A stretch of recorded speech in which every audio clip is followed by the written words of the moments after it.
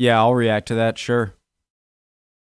Hey guys, I just started this video. I got about 40 seconds in, but I was like fidgeting with my OBS kind of set up here, and the audio wasn't perfect, and so I didn't hear everything he had to say there. So I'm starting it over. Gave it a preemptive like. This is a great channel. Andrew Austin gives a great perspective, American, kind of the American Swedish perspective. He's American living in Sweden, and I really loved his videos. He's growing in subs, deservedly so, and he deserves even more. So the original link to the video, to this, hit Andrew Austin's video, top of the description. Make sure to check him out. And below that will be the link to the Discord. And, hit all the buttons and everything, guys. Let's do it. Preemptive like. Let's hear it, Andrew.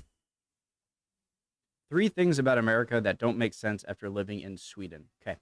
Hey guys, what's going on? Andrew coming at you. In this one, we're going to talk about 3 things that just don't make sense to me after living in Sweden about the United States. And we'll get into it. Number 1 here, we have to talk about student loans and our attitudes around student loans, because in Sweden, they do have student loans, but a lot of university is publicly funded. And where people get student loans from is like for their housing costs and the fact that they're usually not working while they're going to university. And it's about, I don't know, $100 to maybe $150 a month payment that Swedes need to make for like 50 years or something like that. Like they can stretch it out for such a long time that it doesn't become this big monthly bill. Where in the United States, it's not strange to be paying $450, $500, maybe $800 a month on your university. And a lot of students, Yeah, a lot of it was postponed because of the pandemic, but it's starting up again. Get maybe maybe $800 a month on your university, and a lot of students get maybe $100,000 in debt if they get a really, really big job. Like if you want to be a doctor, it's not strange to be $250,000 in debt. And so Biden has just trying to pass through this student loan forgiveness. It's going to blanketly forgive $10,000 in student loans, and if you got a Pell Grant, it's going to try to forgive it up to $20,000. Now, I'm sure this is going to be fighted in the court systems. Now, even though I talked about the Swedish system, what doesn't make sense in the States is they just... Yeah, I like to hear his opinion. I just want to say about the Biden thing. I'm really not sure about if it was a good idea. By the way, it gave me $10,000. Okay, I have like 30-something thousand dollars in student debt. And that would wipe away almost a third of it. So don't get me wrong. If it goes through, I'll be a happy person. But aside from how it's going to help me, it doesn't seem really right. I know that there are a lot of... Let me hear him. Let me hear him. Sorry. I'll talk about it later. I should hear him first. In the court systems... Now, even though I talked about the Swedish system, what doesn't make sense in the States is they just talked about the student loan forgiveness. And I've seen so many people post on social media like, what about the people that paid their student loans? Which to me, after living in Europe, doesn't make a whole lot of sense, because you're just saying that you're unhappy that other people are getting help and you didn't get help that you no longer need. Which to me, I feel like if you paid off your student loans, you would also feel like, wow, that was really tough. I'm happy that other people can get help. But again, I'm not in that crowd. I haven't paid off any of my loans, and I'm very happy. But I still think it's kind of reward. There are a lot of people. I'm talking. I thought would also feel like, wow, that was really tough. I'm happy that other people can get help. But this thought process of it doesn't benefit me, so it's not a good thing, doesn't make sense, because I don't understand how we can't understand how when one person does better, we all do better. Like if people that need help get help, then we do better as a society as a whole. And we have to stop with this individualism of it doesn't help me, wham, wham, wham, wham, wham. I think that that's a bad way to look at it, because we need people to go to university. We need people to become teachers. We need people to become doctors. Now, one thing that maybe in the United States can do, which I would agree with, is maybe certain professions that are needed. For example, there's a teaching shortage. Okay, he's going into something else, so I want to say my thing. We need people to become teachers. We need people to become... That's a bad way to look. I agree. Just the simple thing of like, it doesn't help me, therefore it sucks, that's not a good thing. But I think I'm kind of a counterexample of that, where it does help me, but I still think it's kind of unfair. But I'm not in a situation where I have kids to feed. I'm all this debt is hanging over me and really causing me enormous stress in my everyday life. And so them getting it, some student debt forgiveness, I think is a good thing. But for people like me, where I could have worked harder, I could have been less lazy, I could have gotten my job, and I could have been responsible adult and pay back my student loans on time. Because at the end of the day, a student loan it is an exchange between you and an educational institution where you want the degree that you believe will make you more money in the future. And so the student loans that you have to take on are part of the investment, right?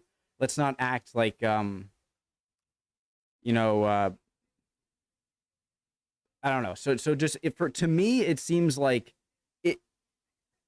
So you're telling me that I'm being rewarded, and the person that's not getting rewarded was the really responsible one.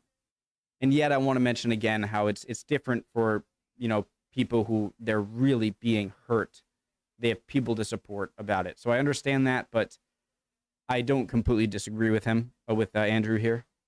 Look at it, because we need people to go to university. We need people to become teachers. We need people to become doctors. Now, one thing that maybe the United States can do, which I would agree with, is maybe certain professions that are needed. For example, there's a teaching shortage in the United States. Well, what if you forgive people that become teachers student loans? But overall, I do think that we need to get a control of the college situation, and I think Americans need to shift their attitude toward student loans, because it is such a big hurdle. You're unable to buy a home in a lot of cases, get a car. You just get bogged down by debt, and there's nothing good about it. The number two thing that doesn't make sense about America is how we embrace always like doing a lot, but because we don't have universal health care, that's such an American thing. So I'll give an example. Like, we eat to an excess, we drink to an excess, consume. We use probably the most prescription drugs than any other country. You go to a doctor and you want to get that medication right away. But when it comes to maybe living healthy, maybe getting enough sleep, maybe having a healthy work-life balance, a lot of Americans, we don't have that. And because healthcare is not publicly funded, it doesn't matter that people just do whatever they want. Where what I've seen in like European systems, where because healthcare is publicly funded, I kind of feel like people are shamed a little bit more. Like, I don't want to say shamed, like you shouldn't be shamed if you're overweight or based on the way you look. So please don't take it that way. But what I mean is shamed if you're not living a healthy lifestyle, if you're not making good decisions. Everybody else that's paying into the system has to pay for you. So there's going to be some resentment. Like, if you see someone who is very, very unhealthy and very obese, and like they're going to the gym or they're eating healthy food, you should not be. But if you are paying for everyone's health care, and there is a very overweight person who's just ordered like 3 Big Macs, well, that kind of would get on my nerves, sort of. In the American system, it's like, do it. It sounds harsh and wild, wild west, but it's like, if you're very overweight and you want to just keep being overweight, or if you smoke a lot of cigarettes and you want to keep smoking cigarettes, that is your choice. There's going to be a price to pay at the end, okay? My uncle, I loved him very much. He died of lung cancer. He smoked a lot of cigarettes, and if we had universal health care and much cheaper, there's a very good chance that he could have caught that earlier, and maybe by the time he did figure it out, it was a point of no return. It was the cancer was too far spread, and he died fairly quickly. And I'm sure with an American, more European style system, you would be more willing to go for any everyday check, or not an everyday checkup, but more of like a monthly, every other month, every quarter of the year, and maybe that stuff can be prevented. And I understand those drawbacks, okay, but at the same time, I mean, if we're all paying for stuff, and you see unhealthy people continuing to make unhealthy choices, then there's going to be resentment, and I don't like that. example, if you're smoking cigarettes all the time, that might be looked down in the society. If you're not eating healthy, that might be let down in the society. Where in America, we don't have that mentality a lot of times. I'm not saying that, again, we should judge people, but simply put, maybe we don't sell like gigantic drinks in the store for people because if the U.S. government had to pay for medication and they had to pay for people's health care, they would make all these changes to make people more healthy, and people would probably be happier if they were healthy at the same time. Make no mistake, if the United States government was paying for insulin, for example, it would drop dramatically. So yes, I think that we need to have a better collective mentality of each other, our overall health, and I think that COVID showed that because we had such high numbers of death because we have a lot of people in the country that are out of shape. Of course, also COVID is dangerous and everybody should get vaccinated or should have got vaccinated at the time. And America is very like, again, the individuality of like, I'm not getting you're telling me to get a vaccine. It's almost like a American mentality of like a lot of people, if the government says you have to do anything, like without any thought, it's like, no, I don't want to do it because you told me to do it. And yeah, that can cause problems. But at the same time, we need to live healthier lifestyles, and we just simply don't do it. And we live in a society where the car is just, everybody uses the car constantly, and you're not getting around and you're not walking a lot. So those are things that don't make sense to me now in the United States. We need to up our health systems in the U.S. The number 3 thing that doesn't make sense in the United States is how so many things are still done by paperwork. When I talk about the IRS, it just feels like when it comes to paying taxes, doing anything government related wise, we're still shifting from paper to electric. And it's like 2022, like doing things online, doing things on the internet.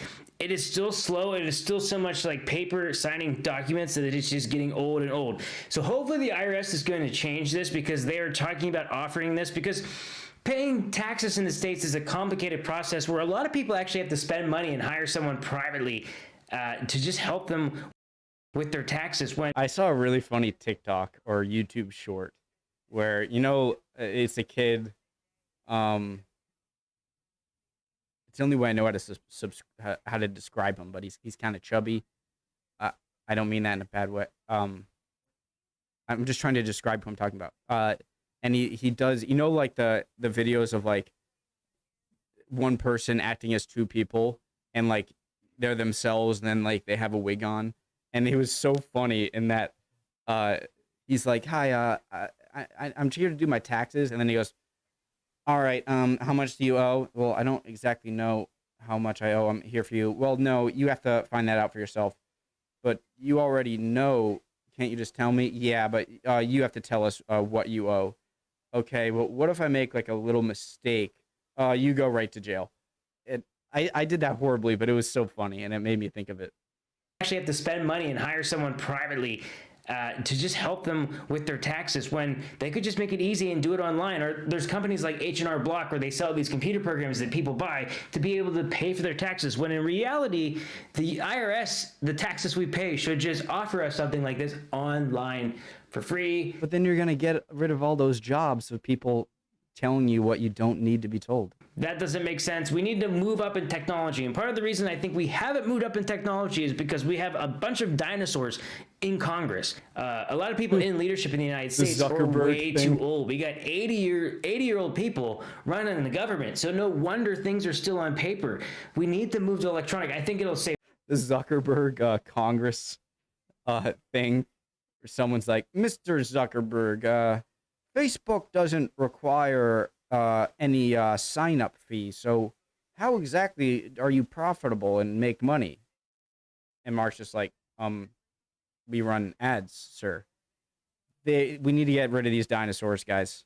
Save us costs. It'll cut down on a lot of waste, and it'll get things done smoother and quicker for everybody. We can help each other out more if we can move a lot more things electronic, and that's not going to happen as long as we have very old people running everything in the government. So I'm hoping for term limits. So yes, I guess I bounced around in this video just a little bit, but yeah, it was interesting. This is my feeling on this. Tell me what you guys think in the comments below, and I'll see you guys in the next video. Hey, this guy's great. A great video as always, Austin. Love the content. Love the content. comma, keep up the great work. A smiley face. No. Yeah, it was really good. So the thing I want to talk about bad way to look at it. is the student loans, because I agree in that like his point about just because you've, you know, been, I don't want to say been fortunate enough to pay off your stuff. It's not fortunate if you're working hard to do it. Like if me and someone else are in the same socioeconomic position and I didn't work to pay my stuff, but he worked and paid his stuff, I'm not the unfortunate one. I'm the lazy one, okay? And I understand that a lot of, like, I've been talking to this with my dad too, and my dad is much for, he's even more, you know, I'm younger than him, and he's even more for the student debt relief than I am, and he's already paid his back, and I haven't paid my back yet, so mine back. But so I do think it's ridiculous to say you shouldn't do it just because you paid yours back. But, and I realize that there are that just like student loan forgiveness, there are a lot of bills and things that are passed in Congress that help other people and don't help others, that help some and don't help others, right? And so it's not just this, but it's just such a in your face. I'm getting 10 grand back because I'm not a single mom that really needs this burden off my back. I just didn't do it. I didn't work hard enough. I wasn't an adult enough, mature enough to suck it up. I made a deal when I signed up for college. Hey, it's not like I finished college and they just slapped on a random number, you know? It's like they gave you a number and I said, okay, deal. I think that is a worthy investment for me. Taking on this debt to get a degree so that I can earn more money, pay off that debt, and then keep earning more than if I didn't go to college. And I think that should be stated. And I just think it sends a very lazy message for people who could have paid back but didn't, and now are getting rewarded for it.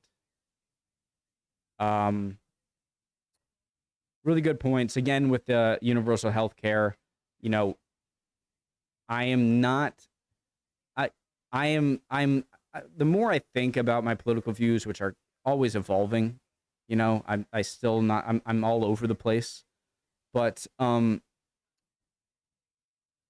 I like a lot of libertarian values, which is like to each their own. If you want to smoke weed, go smoke weed. If you want to, harder drugs are a bit more.